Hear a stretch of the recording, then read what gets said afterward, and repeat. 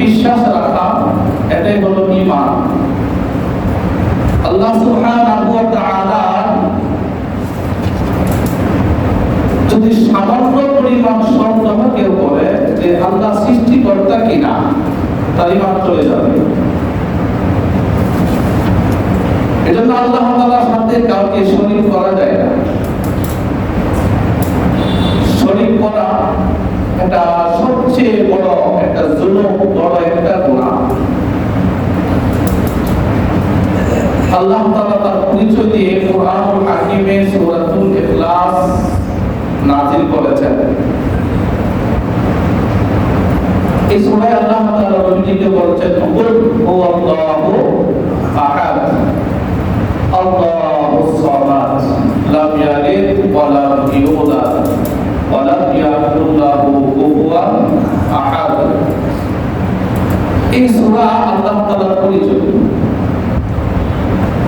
আল্লাহ তাআলার সংজ্ঞা।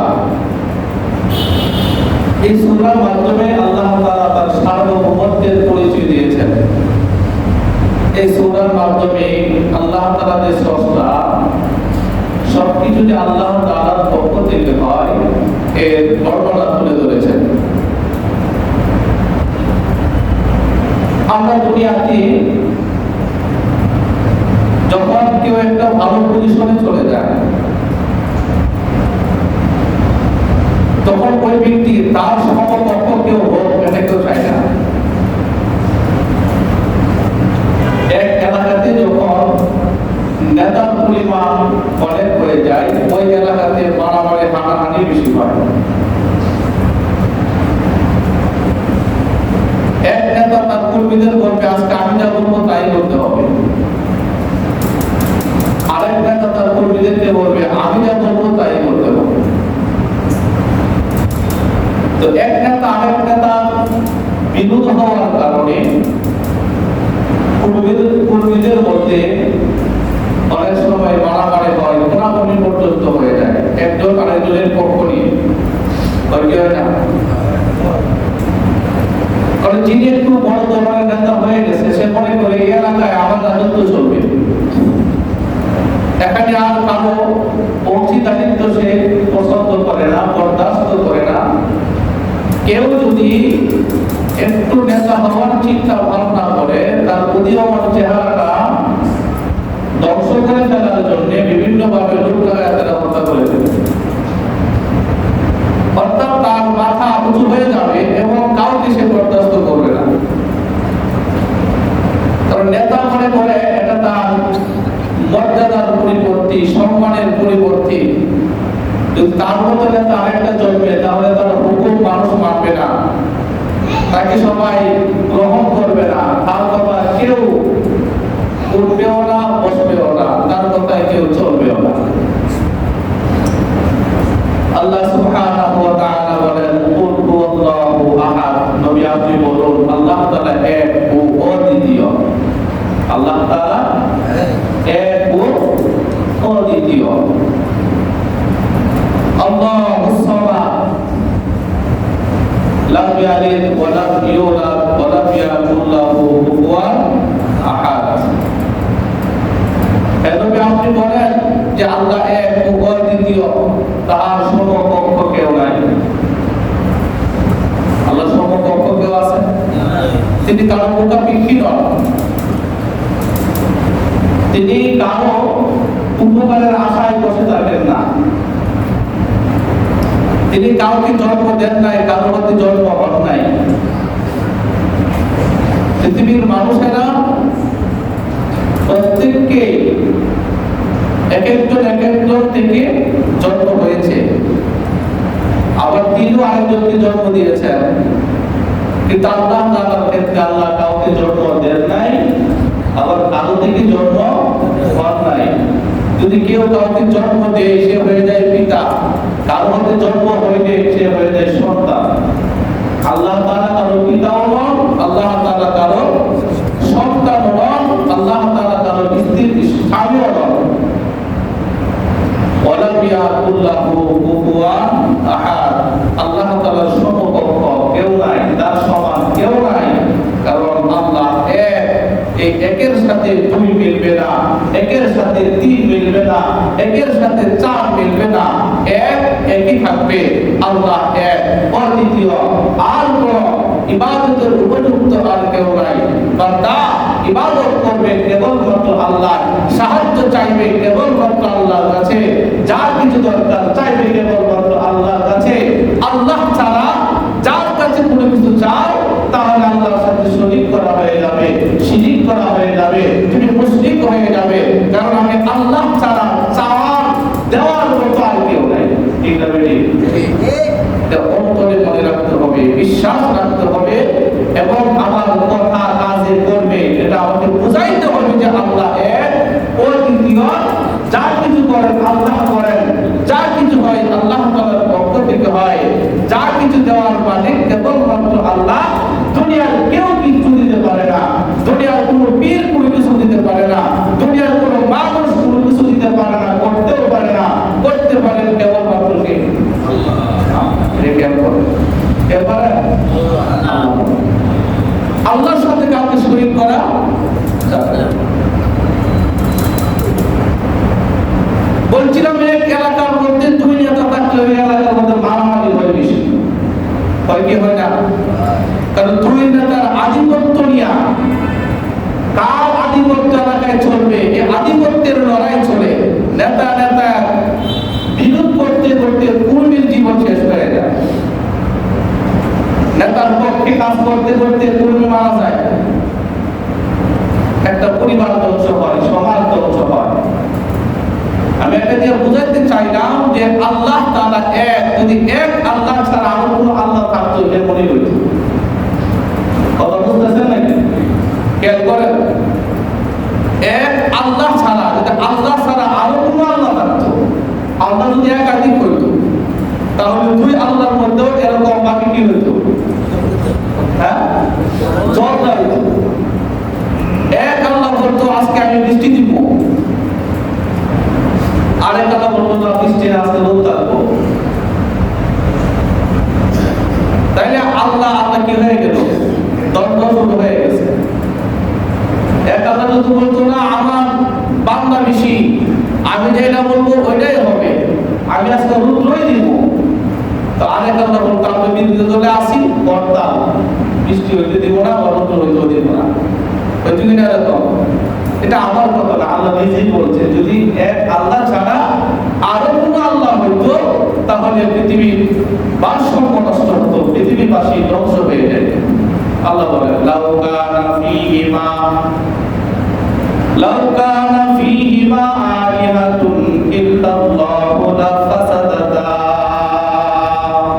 আল্লাহ বলেন যদি কানা ফীহিমা আলিহাতান, আরো এখানে আল্লাহ ছাড়া আল্লাহ তাআলা যদি আরো হতো, যদি আরো আল্লাহ হইতো, অধিক আল্লাহ হইতো, তাহলে এই পৃথিবী কি হয়ে যেত? ধ্বংস হয়ে যেত। আসমান জমিনের মধ্যে আল্লাহ ছাড়া অন্য কোন ইলাহ যদি থাকতো তাহলে আসমান জমিন ধ্বংস হয়ে যেত। ফাত্তাখাযাল্লাহু মিন ওয়ালাদিন ওয়া মা কানা মা'হু মিন ইলাহিন ইযাল লাযাহাবা কুল্লু ইলাহিন বিমা খালাকা ওয়া লা'আলা বা'দুহুম 'আলা বা'দ সুবহানাল্লাহি আম্মা ইয়াসিফুন। আল্লাহ রাব্বুল আলামিন বলেন যদি আল্লাহ ছাড়া আর কোনো আল্লাহ থাকতো, আল্লাহ তাআলার সাথে কাউকে শরীক করা যায় না, আল্লাহ ছাড়া আর কোনো আল্লাহ নাই, এক ইলাহ ছাড়া আর কোনো ইলাহ নাই। যদি থাকতো তাহলে প্রত্যেক ইলাহ, প্রত্যেক রব, প্রত্যেক আল্লাহ কোন সৃষ্টি নিয়ে পৃথক হয়ে যাইতো। এক আল্লাহ বলতো আমি এই জাতি বানাইছি, আরেক আল্লাহ বলতো আমি ওই জাতি বানাইছি, চলো আমার সাথে চলো, আমি তোমাদের বানাইছি না, আমার সাথে চলো। একে অপরের বিরুদ্ধে তারা লেগে যাইত। এজন্য আল্লাহ ছাড়া, এক আল্লাহ ছাড়া আর কোনো ইলাহ নাই। আল্লাহর সাথে কাউকে শরীক করা যায় না। বলেন আল্লাহর সাথে কাউকে শরীক করা যাবে না, যাবেও না, যাবেও না। কারণ আল্লাহ তাআলা নবীগণকে পর্যন্ত বলছেন যে আল্লাহর সাথে কাউকে কাউকে শরীক করা যাবে না, কথায়ও না, কাজেও না, কর্মেও না, আমলে, আত্মাকে, চাওয়ায় পাওয়ায় কোনো কিছুতেই আল্লাহর সাথে কাউকে শরীক করা যাবে না। আল্লাহ নবীকে বলছেন। আমরা তো একদম আত্মা সাধারণ মানুষ। নবীকে আল্লাহ বলছেন যদি আল্লাহর সাথে কাউকে কোনো রকমে কোনো দিক দিয়ে আকারে ইঙ্গিতে ইশারায় কাউকে শরীক সাব্যস্ত করেন, তাহলে আপনি যত ভালো কাজ করেন, যত নেক আমল করেন, সব নেক আমল ধ্বংস হয়ে যাবে।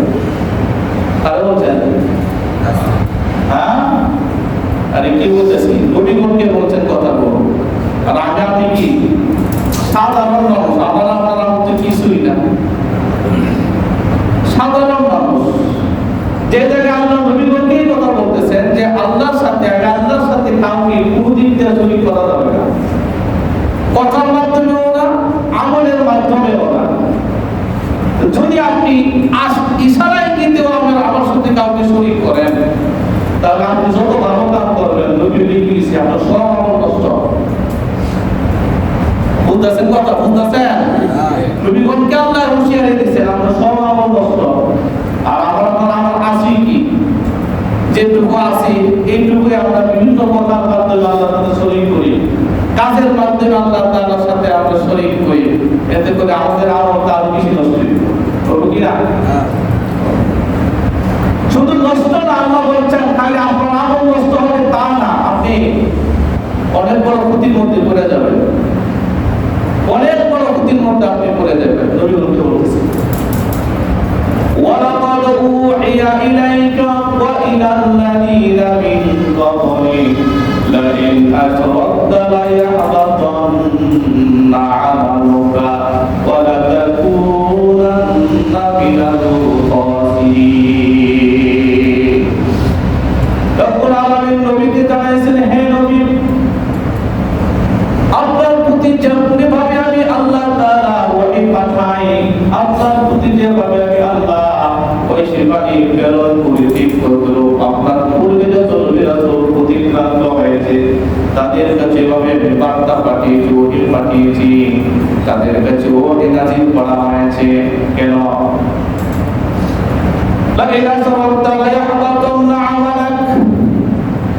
এখন আপনাকে যে কথাটা বলছি, এই কথাগুলো পূর্বের নবীগণকে বলা হয়েছে।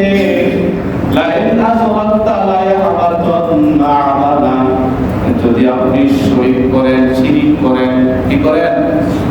শিরিক করেন। যদি আপনি শিরিক করেন তাহলে অবশ্যই আপনার সকল আমল নষ্ট হয়ে যাবে, ধ্বংস হয়ে যাবে। আমাদের নবী সর্বশ্রেষ্ঠ নবী, সর্বশ্রেষ্ঠ নবী, আমাদের সর্বশ্রেষ্ঠ নবীকে আল্লাহ বলতেছেন। অথচ আল্লাহর সবচেয়ে কাছের বন্ধু, সবচেয়ে প্রিয় পৃথিবীতে যা কিছু আছে, আল্লাহর করে যার মান, যার সম্মান, এবং একজন নবীকে আল্লাহ তাআলা বলতেছেন যে আপনি যদি শরীক করেন বা শিরিক করেন, কথায় হোক, কাজে হোক, কর্মে, কাণ্ডে, ইশারায়, ইঙ্গিতে যদি আপনি শিরিক করেন, তাহলে আপনার সব আমল নষ্ট হয়ে যাবে। সব আমল কি হবে? নষ্ট হয়ে যাবে। আরে নষ্ট হবে তা না, ইয়া রাসূলুল্লাহ, নবী আমার, ওয়ালা তাকুনান্না মিনাল খাসিরিন, আপনি অনেক বড় ক্ষতির মধ্যে পড়ে যাবেন, অনেক বড় ক্ষতির মধ্যে পড়ে যাবেন। কাজে কোন শিরকি কর্মকাণ্ড বা শিরকি কথাবার্তা করা যাবে না, করাও যাবে না, ইঙ্গিতেও না, ইশারাতেও না, সরাসরিও না। আল্লাহ রাব্বুল আলামিন এত হাত ডাইরেক্ট কেন গেলেন? আল্লাহর সাথে শরীক করার কারণে এত শাস্তি কেন? তার আমল নষ্ট হবে কেন? বড় ক্ষতির মধ্যে পড়বেন কেন? আরো তো কত অপরাধ আছে, কত অন্যায় আছে। আল্লাহর অস্তিত্বের মধ্যে আঘাত দেওয়া হয়েছে। আর কেউ তার অস্তিত্বের মধ্যে আঘাত দিলে সে যত টাকা পয়সা তার না থাকুক, একদম গরিব মানুষ, কিন্তু তার ব্যক্তিত্বে যদি আঘাত দিয়ে ব্যক্তিত্ব সম্পন্ন মানুষ, সে সহ্য করতে পারবে না। পারবে? পারবে। শিরিক করা মানে আল্লাহর অস্তিত্বের মধ্যে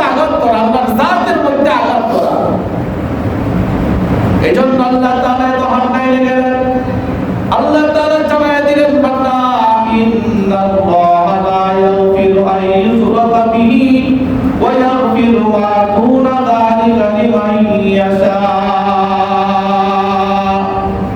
আমি আল্লাহ তোমাদের সব গুনাহ মাফ করে দেব।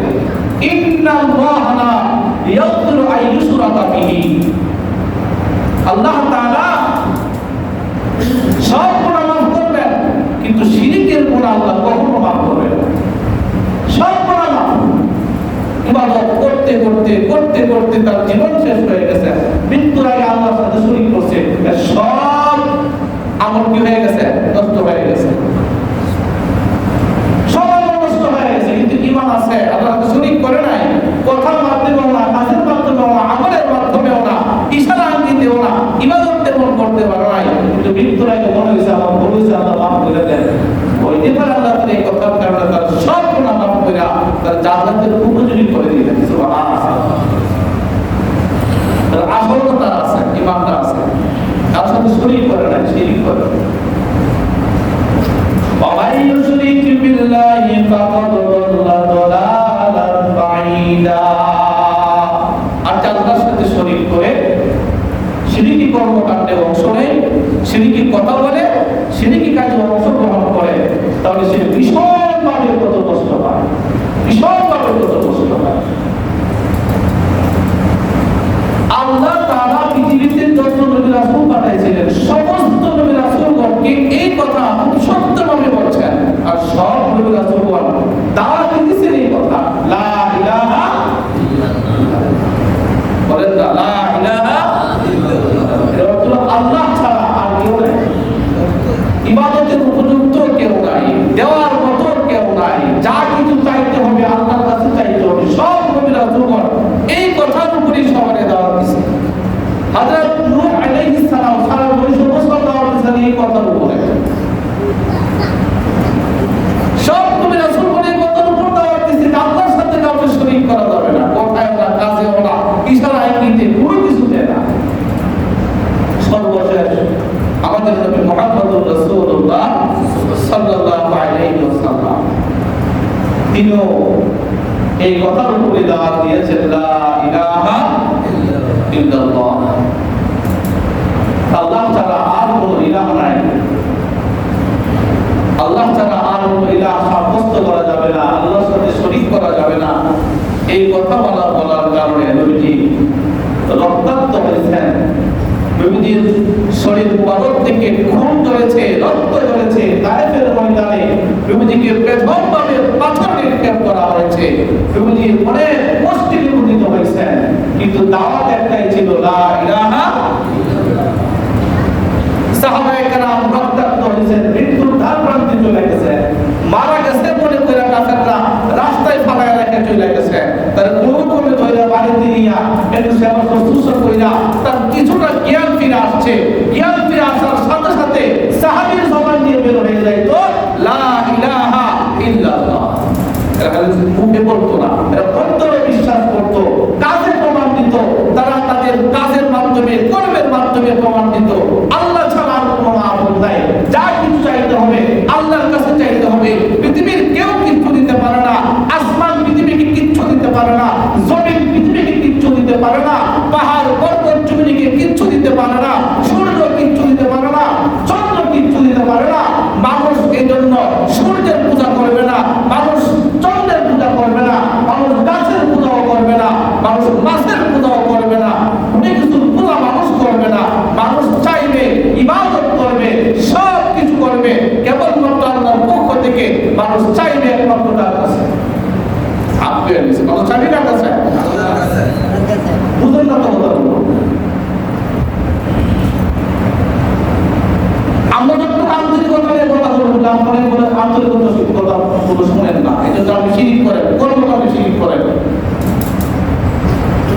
চিন্তা করে দেখেন আপনি মুসলমানের মতো আছেন কিনা। মুসলমান খালি কুরবানির সময় গুরু খাইলে খালি মুসলমান পায় না, আপনি গুরু খাওয়ার সাথে সাথে আপনি ইমান হারাও হতে পারেন, এবং কাজ আপনি করে দিয়েছেন।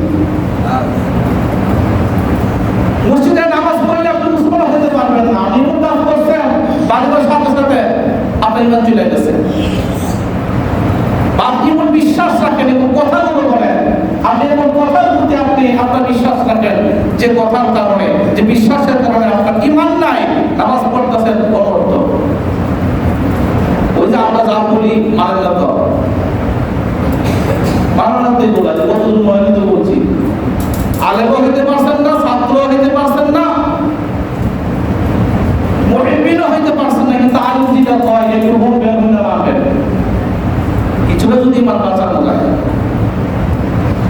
শিরিকের ওয়াজ খুব কঠিন একটা বিষয়, আল্লাহ এত হাতটাই না কেন জানেন, সর্বনামা শিরিক মাফ করবো না আল্লাহ। গুনাহ করতে মনে, কিন্তু শিরিক কর্মকাণ্ডে অংশগ্রহণ করেন নাই, কথাও বলেন নাই, কি আল্লাহ ইচ্ছা করলে আপনাকে মাফ করে জান্নাত দিয়ে দেবেন। এজন্য আল্লাহ তাআলা বলেন যা কিছু চাওয়া দরকার চাইবে কেবলমাত্র কার কাছে?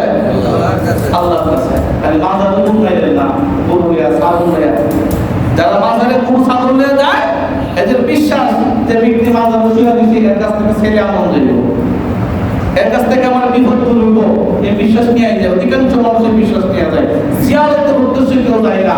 আল্লাহ তার 5 বছর 10 বছর হয়েছে কবরের উপরে বসে, একদিন ভুলেও তাদের কবরের পাশে যায় দাঁড়ায় না, কথা ঠিক না বেশি আছে না ভাই? এরকম তার বাবার চেয়ে বড় পীর কেউ হতে পারে না।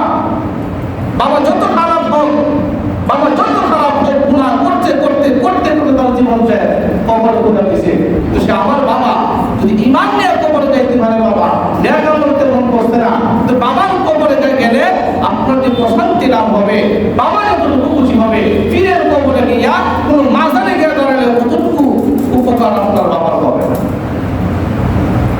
বাপের কবরে উল্টা খাওয়া একদিন করে না, বাপ কেমন আছে কবরটা একদিন দেয়া যায় না। মা বাবার জীবিত থাকতে মা বাবার সেবা শুশ্রূষা করে না, তার প্রয়োজনীয় জিনিসপত্রগুলোতে আচার ব্যবহার ভালো করে না, ছাগল নেয়া গরু নেয়া মাজারে যে করে দেখে আছে না নাই? বাস্তবতা আছে না নাই? অথচ কোন সন্তান যদি বাবার কবরের পাশে দাঁড়ায়, বাবা বুঝতে পারে যে আমার ছেলেটা এসেছে, বুঝতে পারে, অপেক্ষায় থেকে আমার ছেলেটা কখন আসবে, আমার বহু আত্মীয়তা কখন আসবে, এসে আমার জন্য দোয়া করবে, কখন আসবে। এই জন্য চাইতে হবে কেবলমাত্র কার কাছে? সুখ অসুখ কল্যাণ অকল্যাণ হয় কেবলমাত্র আল্লাহ তাআলার পক্ষ থেকে। আমরা ইমানের প্রস্তাবে করছি আমানতু বিল্লাহি ওয়া মালাইকাতিহি ওয়া কুতুবিহি ওয়া রুসুলিহি ওয়াল ইয়াউমিল আখির ওয়াল কদরি খাইরিহি ওয়া শাররিহি মিনাল্লাহি তাআলা। ভালো মন্দ যা কিছু হয় সব হয় কার পক্ষ থেকে? আল্লাহ। ভালো হলে জীবনে আলহামদুলিল্লাহ, খারাপ কিছু ঘটলে ধৈর্য ধারণ করা, এটা হলো ইমানের পরিচয়, মুমিনের পরিচয়, ইমানদারের পরিচয়। বলেন ইবাদত হবে কার জন্য? ইবাদত কার জন্য হবে? আমি জিজ্ঞাসি না আপনার করে ইবাদত কার জন্য আমি জিজ্ঞাসি না, এর উত্তরটা কি হবে? কোনটা জিজ্ঞাসি আর কোনটা জিজ্ঞাসি না এটা বুঝেন না নাকি? ইবাদত কার জন্য হবে? আল্লাহর জন্য। চাইবেন কার কাছে? আল্লাহর কাছে। আল্লাহর কাছে চাইবেন। এটা শুধু মুখে বলবেন না, কর্ম দিয়া, কথায় কাজে করবেন, কথায় কাজে করবেন। আমি বুঝাইতে হইব আমি কাজটা করতেছি একমাত্র আল্লাহর জন্য, আমি কথাটা বলতেছি একমাত্র আল্লাহর জন্য। আমার জবান দ্বারা এমন কোনো কথা যেন বের না হয় যে কথার কারণে আল্লাহর অস্তিত্বে আঘাত লাগে, আল্লাহ তাআলার জাতে কি আঘাত লাগে, আল্লাহর সাথে যেন শিরিক না হয়, এমন ধরনের কথা সতর্কতার সহিত আমাদের বলতে হবে যে আল্লাহর সাথে আমার কথার মাধ্যমে শিরিক না হয়।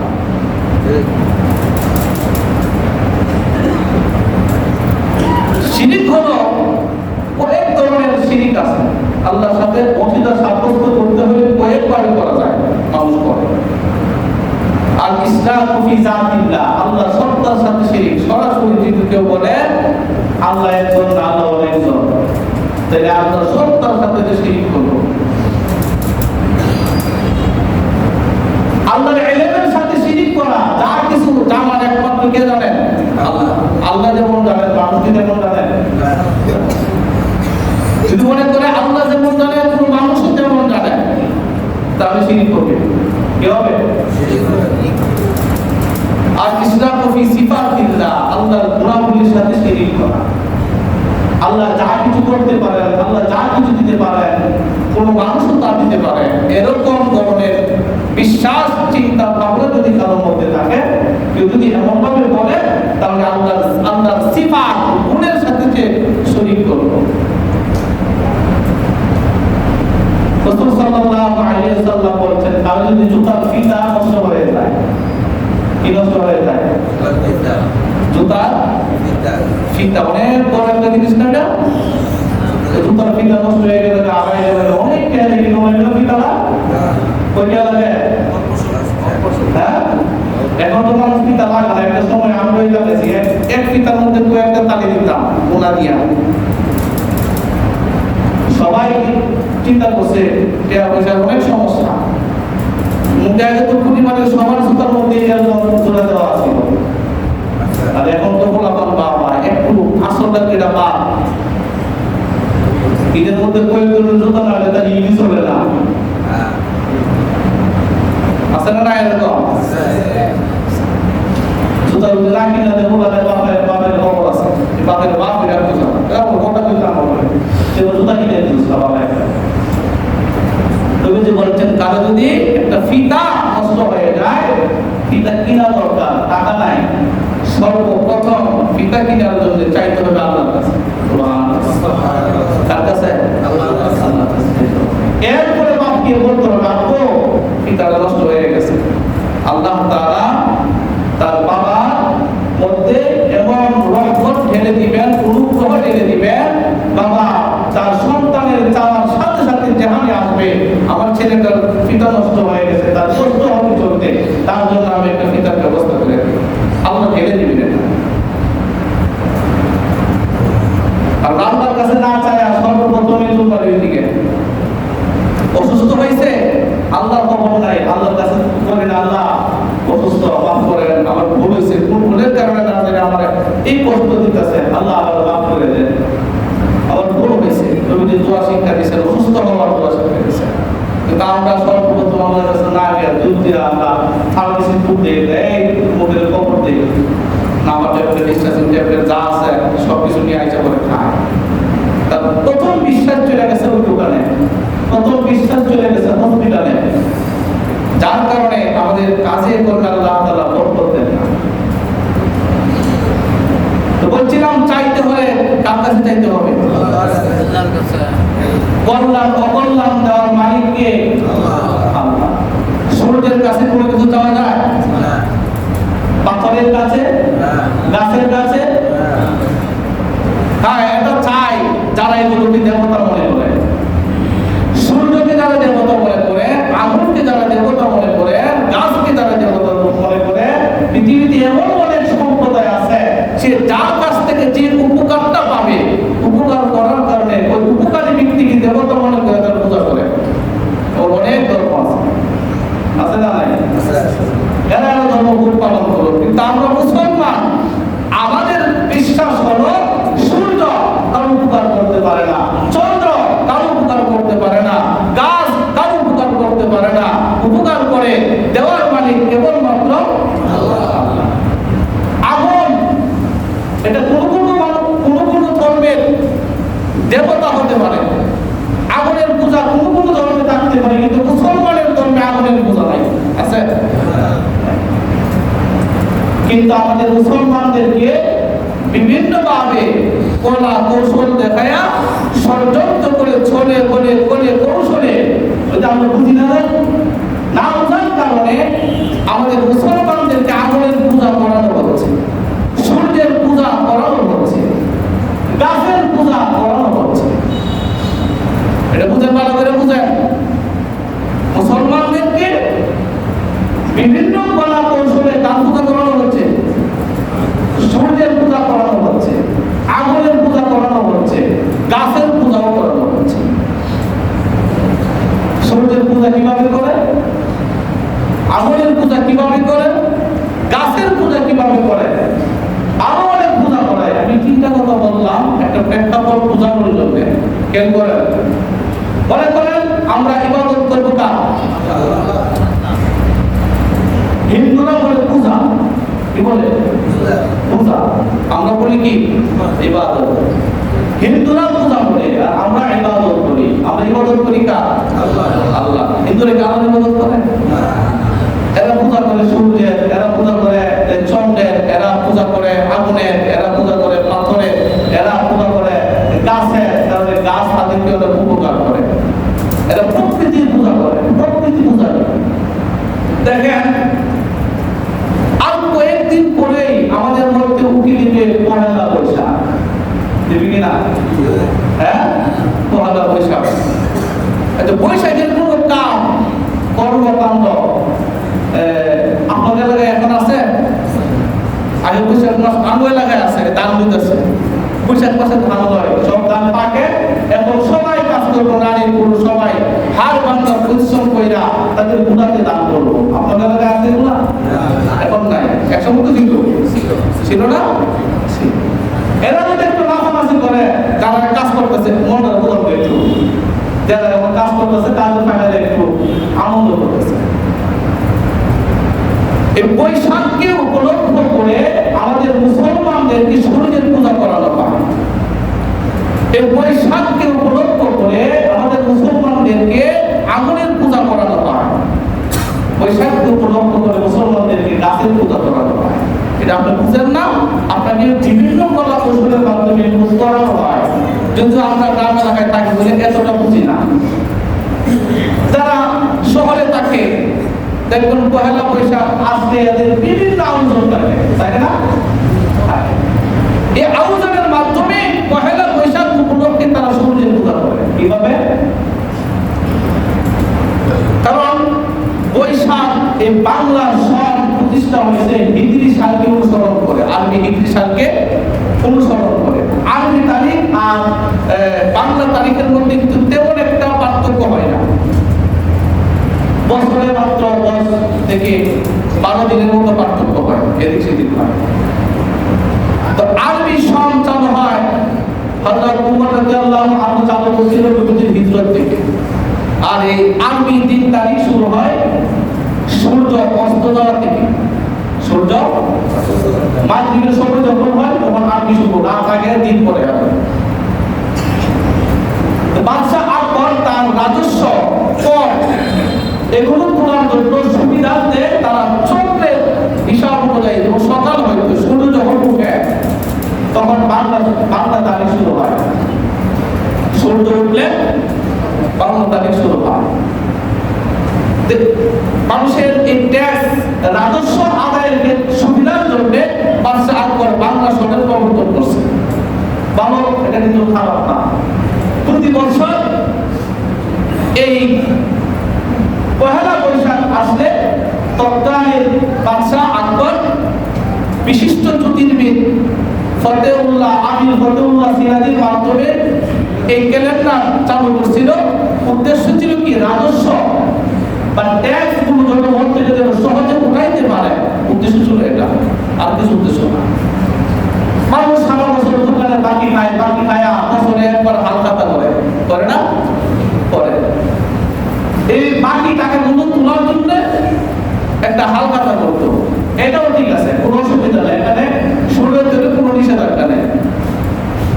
এভাবে আস্তে আস্তে কালের পরিবর্তনে এই বাংলা সরকারকে প্রথম দিনটাকে এমন ভাবে রং দেওয়া হয়েছে যেখানে শিরিক কর্মকাণ্ড হয়। বিশেষ করে আমাদের বাংলাদেশে, বিভিন্ন দেশে এগুলো আছে, আমাদের বাংলাদেশেও আছে, যে পহেলা বৈশাখ আসলে মঙ্গল শোভাযাত্রা করা হয়। মঙ্গল শোভাযাত্রা, মঙ্গল মানে কি? ভালো, কল্যাণ। আর শোভাযাত্রা মানে আনন্দ মিছিল। শোভাযাত্রা মানে আনন্দ মিছিল, মানে কল্যাণের আনন্দ মিছিল। ভালো কল্যাণ, যে আজকে পহেলা বৈশাখ বছরের প্রথম দিনে মিছিলটা করলে কল্যাণ আসবে, এটা হলো বিশ্বাস। শুরুতে কিন্তু এরকম ছিল না। এটা করার জন্য কি করা হয়? পহেলা বৈশাখ সূর্য উদিত হওয়ার আগে রমনার গল্পলে মানুষ দাঁড়ায় থাকে, সূর্য কখন উঠবে, সূর্য কখন উঠবে। সূর্য উঠলে তারপরে তারা এই সূর্যকে স্বাগতম জানাবে, এই সূর্যকে ডাকবে তাদের কল্যাণ দেওয়ার জন্য। বলেন না? ওইখানে শুধু হিন্দুরা যায় না, মুসলমানও আছে, আছে না? নাই? বলছিলাম বিভিন্ন ভাবে মুসলমানদেরকে সূর্যের পূজা করানো হয়। মুসলমান তো সূর্য বরং সূর্য ওঠার সাথে ডুবার সাথে মুসলমানের ওঠার সময় কোনো ইবাদত নাই, সূর্য ডুবার সময় কোনো ইবাদত নাই, বরং সূর্য ওঠার সময় আর ডুবার সময় ইবাদত করা হারাম। সূর্য উদয় আর সূর্য অস্ত ওই সময় ইবাদত করা কি হারাম। ওই সময় কোনো ইবাদত নাই, নামাজ নাই, ওই সময় কোনো নামাজ নাই, কারণ ওই সময় শয়তান সূর্যের পূজা করে, এই জন্য তার সাথে সাদৃশ্য হয়ে যাবে বিধায় এই সময়গুলোতে ইবাদত করা হারাম, নামাজ পড়া যাবে না। আর তারা বিভিন্ন জিনিস নিয়ে ভাত বান্ধবের প্রতিচ্ছবি লইয়া, পেঁচার প্রতিচ্ছবি লইয়া তারা রাত্রি যাপন করে সকালবেলা সূর্যের অপেক্ষায় থাকে সূর্য কখন উঠবে, আর সেই সূর্যকে স্বাগত করে বলবে এসো হে বৈশাখ, এসো এসো। বলে কি করবে এরকম ডাকছে তারা? সূর্য ডাকতেছে না, সূর্য উঠলে তো দিন শুরু হইব, বছরের প্রথম দিন শুরু হইব। এই সূর্যকে লক্ষ্য করে যখন সূর্যটা উঠবে তখনই তো বৈশাখ আসবে। তখন বলতেছে এসো হে বৈশাখ, এসো এসো। বৈশাখটা বৈশাখ আসো, আমাদের কাছে আসো। একটা গান বানাইছে, আর এই গানগুলো বানাইছে কবি রবীন্দ্রনাথ ঠাকুর। কে বানাইছে বলেন না, কে বানাইছে? কবি রবীন্দ্রনাথ ঠাকুর। মুসলমান না হিন্দু? হিন্দু হইলে অসুবিধা নেই, কিন্তু কবিতা বলা থাকে। আমরা যারা মাদ্রাসায় পড়াই বা পড়ছি, আমাদের মাদ্রাসার মধ্যে হিন্দুদের লিখিত গল্প আছে, পদ্য আছে। আমরা রবীন্দ্রনাথ ঠাকুরের কবিতা এখনো আমি মাদ্রাসায় বাংলা পড়াই, ওই মাদ্রাসার মধ্যে হিন্দুদের কবিতা আছে, পড়াই আমরা, গল্প আছে, ওইটাও পড়াই। ইসলামিক সুরেন্দ্রের সাথে সাংঘর্ষিক কিছু না থাকতে পারলে কোনো অসুবিধা নেই, শিক্ষার জন্য সাহিত্য শিক্ষার জন্য করতে পারবে। কিন্তু একজন হিন্দু মানুষ সে যদি পুরো কিছু চায়, আর কবিগুরু রবীন্দ্রনাথের লেখনের মধ্যে দুইটা উপযুক্ত বিষয় আছে, দুইটা বিষয়। ওনার লেখার মধ্যে হয়তো প্রেম বিষয়ক কিছু থাকবে, আর হয়তো প্রার্থনা বিষয়ক কিছু থাকবে। একটা গদ্য লিখছে, দেশপ্রেম হোক, মানব প্রেম হোক, গাছ প্রেম হোক, অথবা মানব মানুষের তার প্রেমিক প্রেমিকার সম্পর্কে হোক, এই প্রেমময় কিছু কথা থাকবে, অথবা প্রার্থনামূলক কোনো কিছু থাকবে। একজন হিন্দু বা একজন অমুসলিম যদি প্রার্থনামূলক কোনো কিছু চায়, সে কি আল্লাহর কাছে যাবে না তার দেবতার কাছে যাবে? আমরা মুসলমান না? আপনি যদি কিছু চান আল্লাহর কাছে চাইবেন না গাছের কাছে, মাছের কাছে চাইবেন? এটা আমাদের ধর্ম বিশ্বাস। চাইলে কার কাছে যাবো? আর একজন হিন্দু যদি চায় সে আল্লাহকে বলবে আল্লাহ এই করে সে করে আমার এটা দিলে দেন, সে কার কাছে যাবে? তার দেবতার কাছে যায়। তা আমাদের পহেলা বৈশাখে এই হিন্দু রবীন্দ্রনাথ ঠাকুরের এই গান গায়া থাকে, এসো হে বৈশাখ, এসো এসো। এখানে এমন এমন কথা আছে যেগুলোর মাধ্যমে আপনাকে শিরকি কাজে আপনার অজান্তে আপনি অংশগ্রহণ করতেছেন। কেমন কথা আছে? এখানে আছে ওট ইজ নট, ইজ নট, ওট ইজ নট, ওট ইজ নট করে এই পৃথিবীকে পবিত্র করো। পৃথিবীকে কি করো? বৈশাখকে রাখতেছে, বৈশাখ এসো, এসে আগুন দিয়া ধুইয়া জ্বালায়া পুরাইয়া এই পৃথিবীকে পবিত্র করো। এটা করাইবো আগুনে, আগুনে জ্বালায়া পুরাইয়া পৃথিবীকে কি করবো? পবিত্র করবো। আচ্ছা, মুসলমানদের ধর্ম বিশ্বাস কি যে আগুন দিয়া জ্বালালে পুরাইলে পবিত্র হয়? হ্যাঁ, এরা চাইতেছে কার কাছে? আগুনের কাছে। কারণ আপনিও তো তার সাথে তাল মিলিয়ে গিয়ে করতেছে এসো হে বৈশাখ, এসো এসো, এগুলো করতেছে, আমাদের সন্তানরা এগুলো করতেছে। বরং হিন্দু বা অন্যান্য ধর্মের বিশ্বাস হলো আগুন তাদের দেবতা, আগুন তাদের দেবতা। এই আগুন দিয়া পুরাইলে, জ্বালাইলে পুরাইলে তার সব পাপ শেষ। এই জন্য হিন্দুরা তাদের রূপ বাড়াইলে, তাদেরকে জ্বালায় পুরাইলে তাদের পবিত্র করে।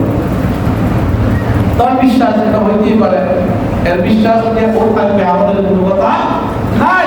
কিন্তু আমাদের মুসলমান কি এটা করতে পারবে?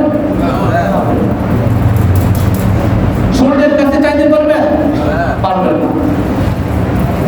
এই বিষয়গুলো খেয়াল করতে হবে যে বৈশাখ মাস আসলে আবার আপনার এমন কিছু করা যাবে না যে করার কারণে আল্লাহর সাথে শিরিক হবে, আল্লাহর সাথে শিরিক করা হবে। এমন কথা বলা যাবে না যে কথা বলার কারণে আল্লাহর সাথে শিরিক হবে।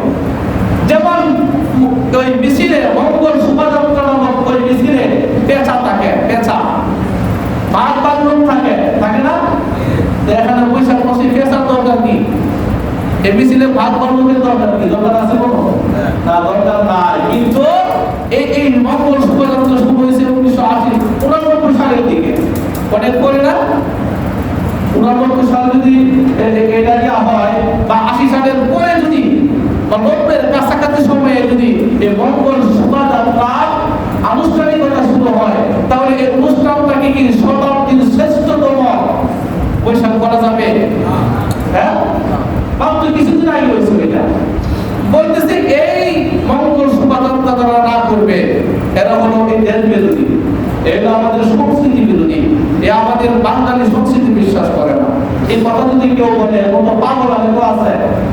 যিনি জন্ম হয়েছে 30 বছর আগে, এই 30 বছর আগে কি বাংলাদেশের কোন মানুষ বাঙালি আসিল না?